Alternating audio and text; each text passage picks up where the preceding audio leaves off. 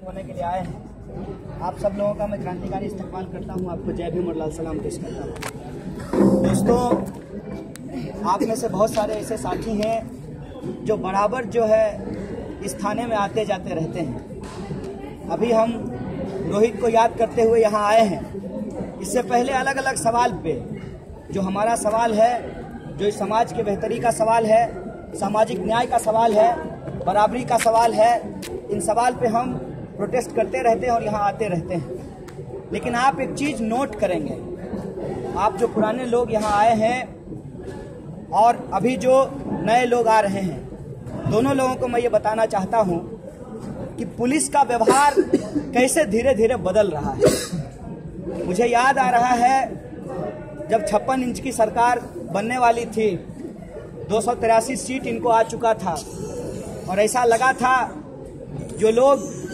कमल का फूल हमारी भूल कर चुके थे उनको अच्छे दिन का इंतजार था। लेकिन हम जानते थे कि इनकी सच्चाई क्या है। और मुझे याद है साथी अकबर उस वक्त प्रेसिडेंट थे और ठीक उसी वक्त जब चुनाव के परिणाम आए, अक्षरधाम मंदिर के बम ब्लास्ट केस का भी फैसला आया था और उस फैसले में 11 निर्दोष मुसलमानों को कोर्ट ने छोड़ दिया और जो उतने साल तक उनको जेल में रखा गया, इस सवाल का जवाब मांगने के लिए हम लोग गुजरात भवन पर प्रोटेस्ट करने के लिए जाने की तैयारी कर रहे थे और पुलिस ने ये कहा कि हम आपको एस्कॉर्ट करेंगे।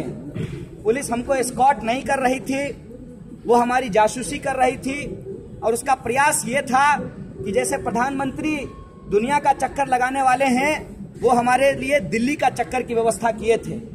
लेकिन किसी तरह से 3 बार की झड़प के बाद हम लोगों को जंतर मंतर पर ले जाकर के पटक दिया गया और ये सिलसिला आप देखेंगे कि लगातार जारी है। 17 तारीख को जब ये खबर आई रोहित वेमुला के इंस्टीट्यूशनल मर्डर की, उस वक्त ऑक्यूपाई यूजीसी आंदोलन चल रहा था और उस आंदोलन के दौरान ही 18 तारीख को हम लोगों ने जो सामाजिक बहिष्कार किया गया था 5 विद्यार्थियों का, रोहित को और उनके साथियों का, उसके विरोध में एमएचआरडी पे प्रोटेस्ट 18 तारीख को ऑलरेडी तय कर चुके थे।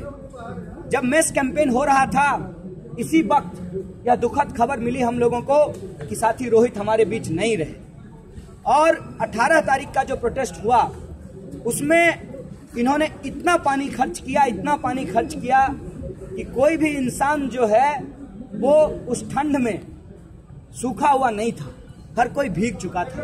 उसके बाद सब लोगों को पकड़ करके थाने में लाया गया। मैं क्यों दोहरा रहा हूं ये बात? मैं इसलिए दोहरा रहा हूं कि 2.5 साल से ज्यादा हो चुके हैं इस सरकार को।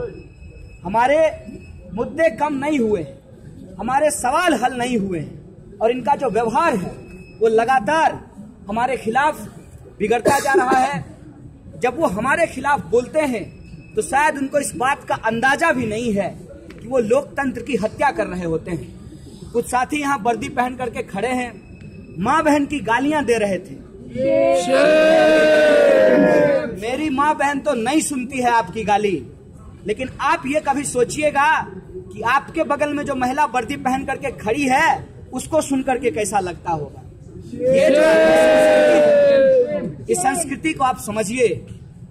भारतीय संस्कृति के नाम पे भारत माता की जय कहने वाले, देश के संविधान की कसम खाने वाले, अगर आप अपने ही देश के नागरिकों को माँ बहन की गाली देते हैं तो आप समझिए कि आप कौन सी देशभक्ति कर रहे हैं और कौन सी संस्कृति की रक्षा कर रहे हैं। ये सवाल आप सोचिएगा कि हम लोग जिनको लेकर के लड़ते हैं वो सवाल आपके सवाल हैं कि नहीं है।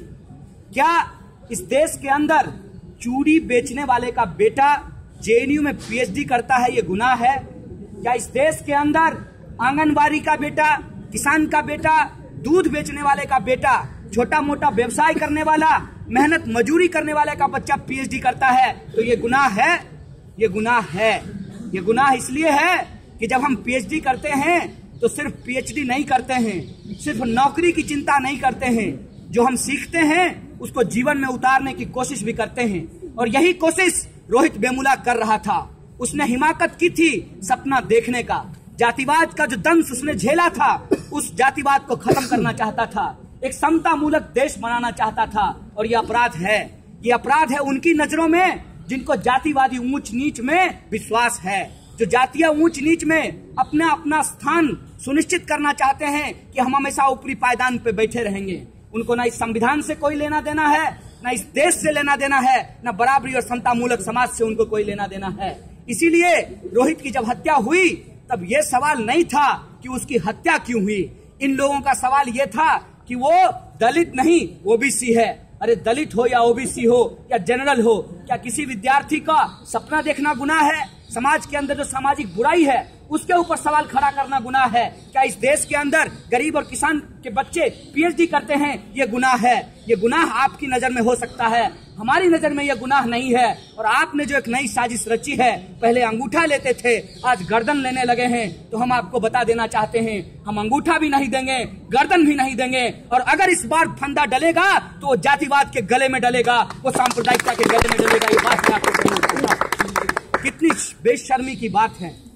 एक नौजवान जो साइंस पढ़ता है, जब साइंस की बात आती है तो कई चीजें याद आती है। रोहित वेमुला भी साइंस पढ़ता था, नजीब भी साइंस पढ़ने के लिए आया था, और हमारे प्रधानमंत्री जी भी बड़ी तालियां बजा रहे थे जब मंगलयान पर छोड़ा गया, मंगल के लिए मंगलयान को बड़ी तालियां बटोरी जा रही थी। मैं कहना चाहता हूं कि अगर ये बच्चे पीएचडी नहीं कर पा रहे हैं, अगर ये विज्ञान नहीं पढ़ पा रहे हैं, अगर सपनों को ये सच नहीं कर पा रहे हैं, और इनकी जो हत्या करने वाला इंसान है पर आप उसको श्रेष्ठ वैज्ञानिक का दर्जा कैसे दे सकते हैं? इस देश का श्रेष्ठ वैज्ञानिक बता सकते हैं। जो विज्ञान पढ़ने वाले विद्यार्थियों की हत्या करता हो वो विज्ञान की भी हत्या करता है और वैज्ञानिकता की भी हत्या करता है, वो कतई वैज्ञानिक नहीं हो सकता है।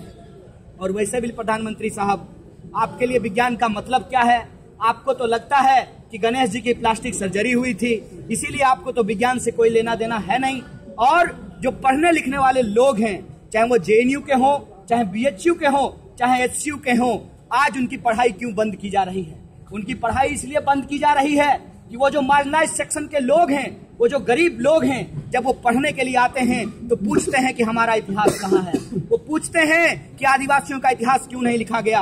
वो पूछते हैं कि एकलव्य का अंगूठा क्यों लिया गया। और आज भी रिजर्वेशन को सही तरीके से लागू ना करके, आज भी पब्लिक फंडेड इंस्टीट्यूट का बजट काट करके आप किसका शिक्षा का अधिकार छीनना चाहते हैं? मुझे एक उदाहरण याद आ रही है। जब पहली बार शिक्षा का कानून बिहार के अंदर लागू किया जा रहा था तो दरभंगा महाराज ने उठ करके खड़ा होकर के कहा था कि अगर आप सबको शिक्षा दे देंगे तो हमारे खेतों में काम कौन करेगा। और यही जो मानसिकता है, उस मानसिकता को जो लेकर के चलने वाले लोग हैं, उन्हीं को रोहित से दिक्कत होती है, उन्हीं को नजीब से दिक्कत होती है, उन्हीं को डेल्टा से दिक्कत होती है, उन्हीं को जीसा से दिक्कत होती है। लेकिन ये दिक्कत आपकी बनी रहेगी। हम अपना लड़ाई बंद नहीं करेंगे, क्योंकि ये लड़ाई सच में सही में अच्छे दिन की लड़ाई है, जो अच्छा दिन सबके लिए हो। मुल्क में बराबरी की लड़ाई है, एकता और समानता की लड़ाई है। और इस लड़ाई को चाहे आप जितनी भी कोशिश कर लीजिए, हम ये लड़ाई बंद करने वाले नहीं हैं। गाली दीजिए, डंडा मारिए, जेल में डाल दीजिए, वाटर कैनन चलाइए, जितना भी कानून लगाना है लगा लीजिए, लेकिन हमारी लड़ाई न्याय की लड़ाई है। और इस लड़ाई को हम बंद नहीं करेंगे जब तक समाज के अंदर न्याय सुनिश्चित नहीं कर दिया जाता है। और आप देखिए कि आपने कितना अच्छा अवसर दिया है, इसलिए हम आपको धन्यवाद भी करना चाहते हैं इन संघी सरकारों को, कि जिस तरीके से समाज के अंदर सांप्रदायिकता है, जातिवाद है और गरीबी है, इन तीनों तबके के लोग, इन तीनों समुदाय के लोग आज एक मंच पे आने को तैयार हैं। आज ऑपरेस्ड यूनिटी की बात की जा रही है। आज जब हम रोहित वेमुला को याद कर रहे हैं तो हम नजीब को ढूंढने की भी बात कर रहे हैं। और जब हम नजीब और रोहित की बात कर रहे हैं तो हम यह भी कह रहे हैं कि आप जो 100% वाइवा लागू करना चाहते हैं, हम उसको लागू नहीं होने देंगे। आप जो उच्च शिक्षा के अंदर बजट कटौती करना चाहते हैं, हम उसको नहीं होने देंगे। आप जो हमारा वजीफा बंद करना चाहते हैं, हम उसको नहीं होने देंगे। और जो शिक्षा हमारा अधिकार है उसको हम लेके रहेंगे। और जब हम पढ़ेंगे तो इस समाज को बेहतर बनाने के लिए पढ़ेंगे, समाज के अंदर समानता को स्थापित करने के लिए पढ़ेंगे, और इस देश को एकता की राह पे आगे ले जाकर के सबके लिए जो बुनियादी सवाल है उसको हल करने के लिए पढ़ेंगे। और हमारे सवाल से अगर आपको दिक्कत होता है तो एक बार जाइएगा और सोचिएगा कि आप किसकी सेवा कर रहे हैं। आपने वर्दी पहनी इस देश के अंदर जनता की सेवा करने के लिए, आप उसकी सेवा कर रहे हैं जिसके मुंह में खून लगा हुआ है, जिसने 2002 के अंदर इस देश के अंदर जो निर्दोष मुसलमान हैं उसकी हत्या में शामिल रहा है। और अभी डिमोनेटाइजेशन करके 100 से ज्यादा लोग जिनकी जान गई है, आप उसके पक्ष में खड़े हैं। आपको जिसके भी पक्ष में होना है खड़ा लीजिए, लेकिन हमने अपना पक्ष तय कर लिया है। और हमारे कवि थे जनवादी कवि विद्रोही जी, वो कहते थे कि उसकी तरफ मत जाइए, हमारी तरफ आइए, रास्ता आज भी खुला है। आइए मिल करके बैठ करके एकता और समानता के लिए, न्याय के लिए हम लोग संघर्ष करते हैं। और जो संविधान की प्रस्तावना है उसको सच में लागू करा करके